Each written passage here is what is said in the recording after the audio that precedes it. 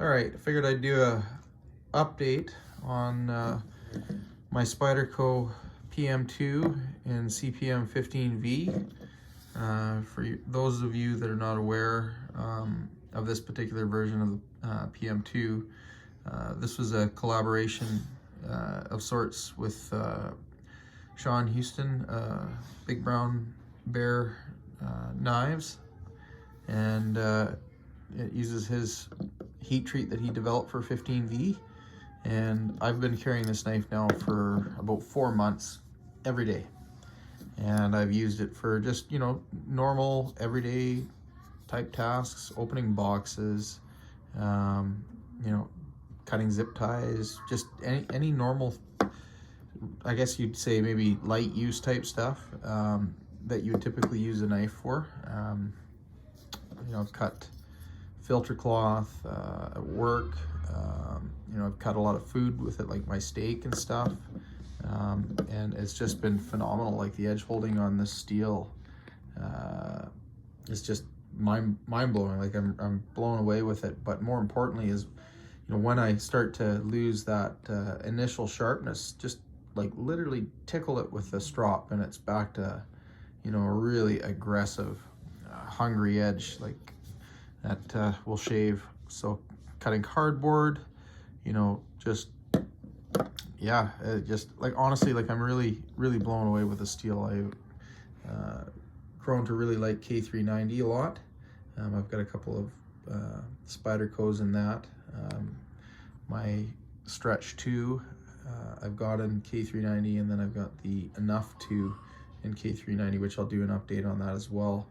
But this 15V is something else. Like, it's really impressive. The other thing too about it is it doesn't stain. Like I've not been you know, really on it as far as wiping it down too much. Like if I cut cheese and meat, like I'll wash, you know, the blade afterwards if like I cut steak and stuff. But the only little bit of rust I noticed, like some surface rust that started, was after cutting some cheese, and I just wiped it off with my hand and then, you know, put it in my pocket and went about my business. And the next day I noticed, oh, there's a little bit of rust on the blade. So I just put it under some hot water and used the scrubber side of the sponge, and it was gone. So yeah, like honestly, there was no real staining or patina that this blade's taken. Maybe just a tiny little bit here and there, but like really nothing. Factory edge. I haven't touched it. You can see it. I'm actually gonna put a little polish on it just for something to do. Use that auto saw that I was using on my Magna Cut blade there. But, I mean, you can see the G10 scales here. I mean, those are marks for my key or keys. Like I shouldn't have keys in my pocket with the knife, but thing is, I mean, I don't have enough pockets for enough keys. I've got a, you know, ton of different equipment I've got keys for. So the only sort of gripe I have with the PM2 that I don't like is the open back. The Stretch series knives have a closed back. I did end up taking a little bit of damage to the tip. Right at the very tip of it, I ended up rolling the edge a little bit with a key getting jammed in there in my pocket. I can feel it with my fingernail. It doesn't, you know, impact the cutting ability of the knife. I stropped it a little bit just to try and take the burr off of it. There is a bit of a burr there still. I don't know if I'm seeing something on the camera right now. Maybe there as well. That's probably just the grind lines. But yeah, overall, I'm extremely impressed with this steel. I don't know what, you know, 15V would perform like with a conventional heat treat as far as what Crucible would recommend, but whatever Sean's done with this steel is something else. Like I'm really impressed with it. I know these are probably not available right now, but if they do become available, or you know, run across one in your travels and you're thinking about it, you're kind of on the fence, not sure whether the, you know, added price of a PM2 in the steel is worth it, I think it is. I think it's you know, extremely, it's an extremely high performing steel. Like I can't honestly say I've got anything else that competes with it in terms of edge holding, but there's a little bit of patina there, and I think there might be a little bit of a nick there, actually, I can see.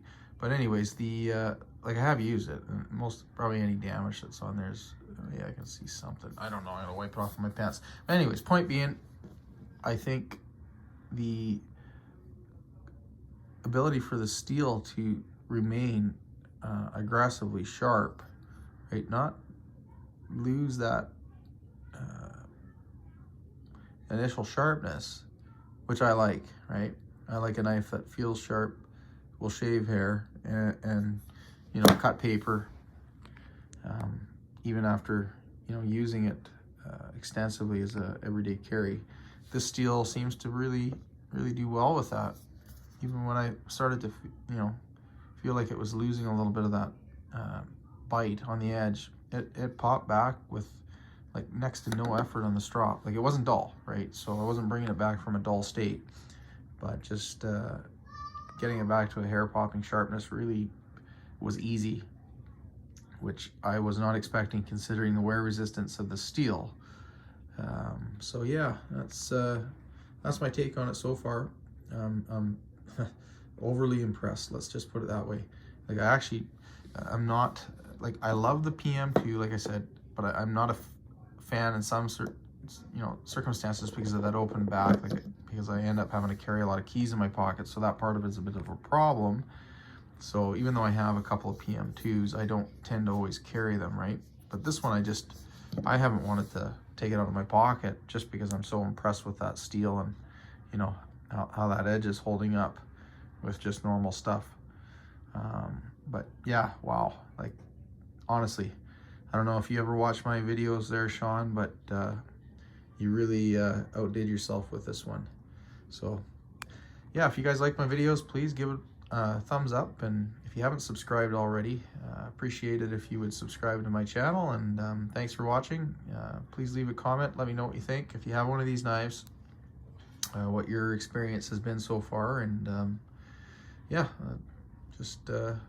oh yeah, can't say enough good things about the steel. So thanks for watching.